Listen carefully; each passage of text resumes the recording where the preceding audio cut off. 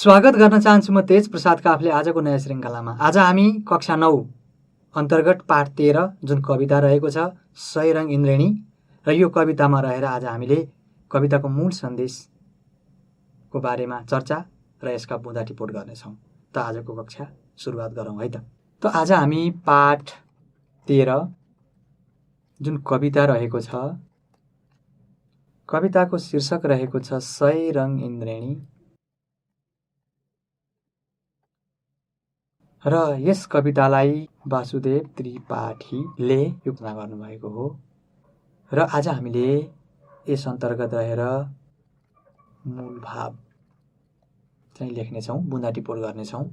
मैले यस कवितामा रहेर कविले कवितामा के कस्ता विचार र भावहरू चाहिँ व्यक्त गर्नुभएको छ ती कुरालाई बुँदाको रूपमा प्रस्तुत गर्नेछु र मैले ती बुँदाहरू आदि, मध्य र अन्त्य अर्थात् पहिलो अनुच्छेद, दोस्रो अनुच्छेद र 3 अनुच्छेदमा बाँडेको छु। म त्यसरी नै बुँदा टिपोट गर्नेछु है त। म सुरुवात गर्न चाहन्छु। त पहिलो अनुच्छेदलाई मैले चिन्ह दिएँ सय रङ इन्द्रेणी कवि वासुदेव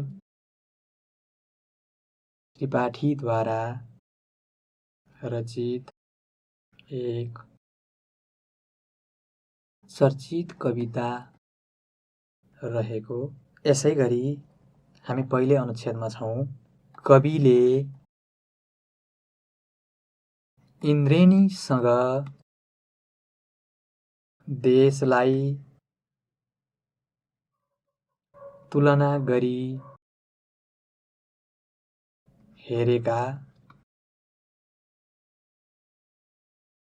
कविताले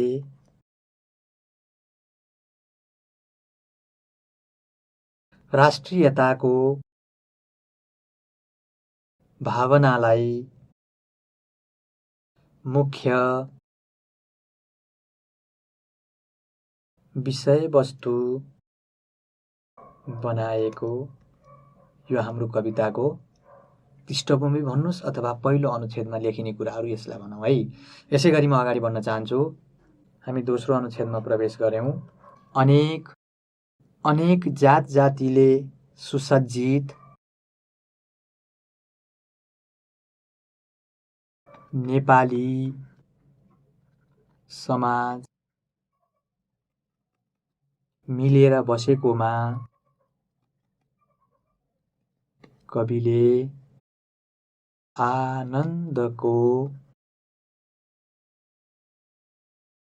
अनुभूति गरेका। यसै गरी नेपालीहरू भारा पर्म वा ऐँचो पैँचो गरी व्यवहार गर्न रुचाउने, जसको घरमा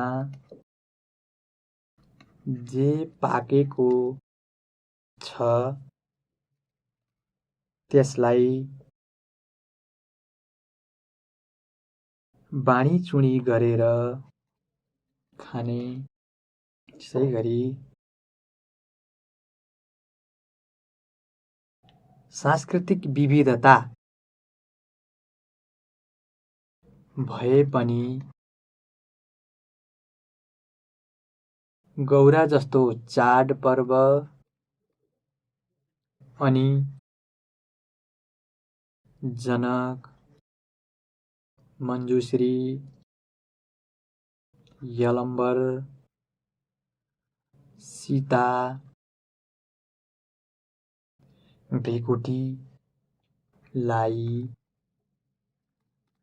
सम्मान गर्ने। यसै गरी अगाडि जाउँ। नेपाली वीर गोर्खाली का नामले विश्वमै परिचित भएका। यसै गरी अगाडि जाउँ। सयौं भाषा, वेशभूषा र विविध संस्कृतिले सुसज्जित नेपाल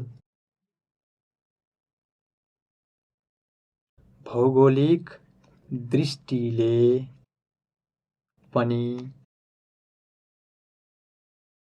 विविधतामय रहेको। यसै गरी हामी दोस्रै अनुच्छेदमा छौँ।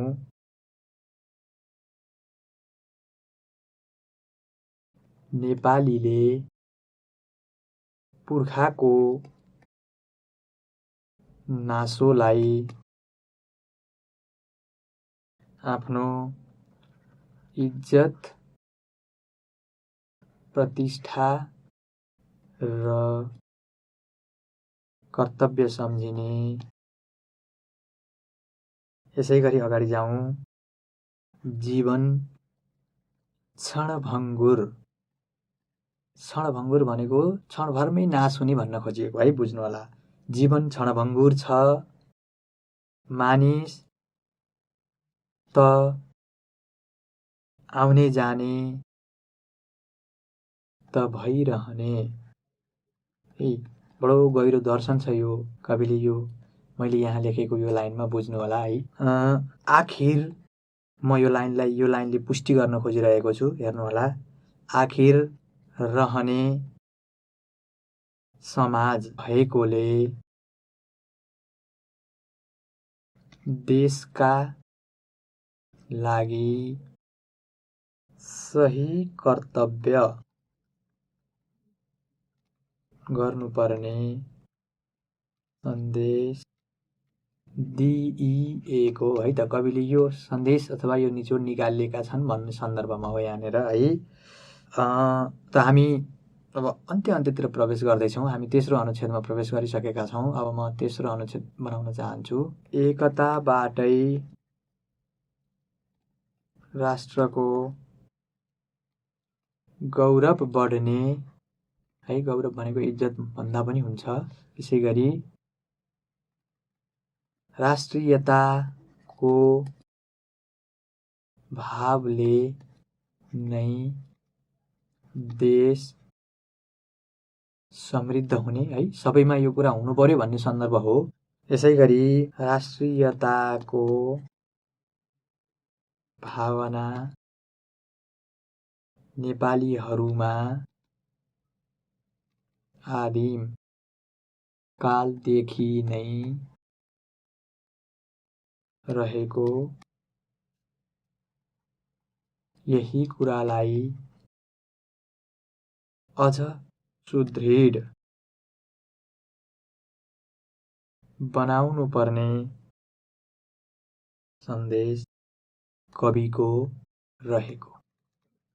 त मैले मोटामोटी 3 अनुच्छेदमा कविले आफ्ना विचारहरूलाई जसरी कविता मार्फत लिपिबद्ध गर्नुभएको थियो, यिनलाई मैले गद्यमा ढाल्ने प्रयास गरेको छु।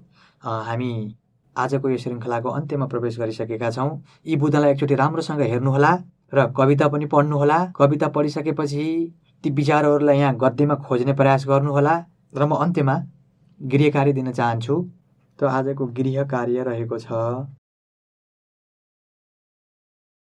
कविले यस कविता मार्फत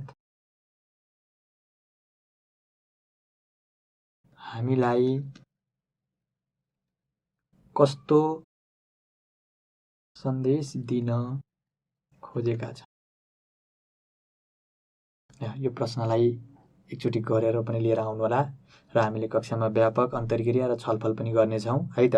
त्यस्तो कुनै समस्या सिर्जना भएमा हामीलाई इमेल पनि गर्न सक्नुहुनेछ। हाम्रो इमेल ठेगाना रहेको छ learning@jerwak.edu.np। हस् त, आजलाई यति नै, धन्यवाद।